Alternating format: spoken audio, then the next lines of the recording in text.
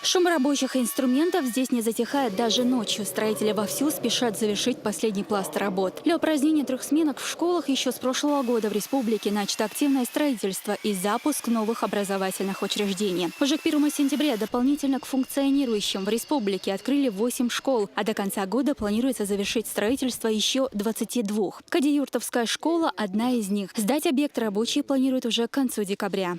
Осталось уже финишные работы ведутся.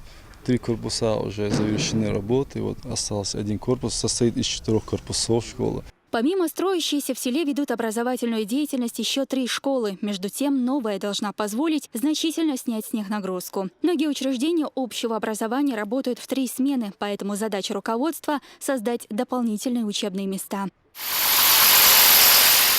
Впрочем, вопрос обучения учащихся в школах в 3 смены и нехватка ученических мест в регионе активно решается. Просторные классы, уютные помещения, соответственно, и технические возможности. Новый учебный год для учащихся Староатагенской средней школы номер 3 начался в этом году не только с чистого листа перемен. Новое здание в селе строилось в рамках программы строительства. Новая школа рассчитана на 600 мест, однако реальная цифра обучающихся намного выше – 1308. С переездом в это здание дети учатся только в 2 смены, что уже значительный результат. 1 сентября мы переехали в новое здание. В огромное, как вы видите, тут созданы все условия для наших учеников, для работы нашего коллектива. Мы безмерно, конечно, были этому рады.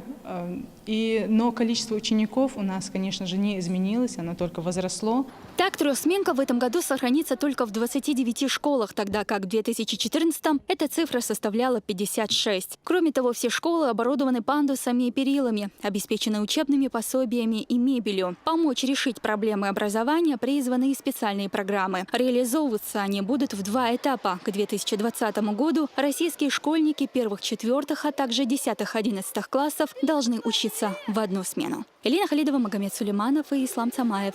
Новости 7.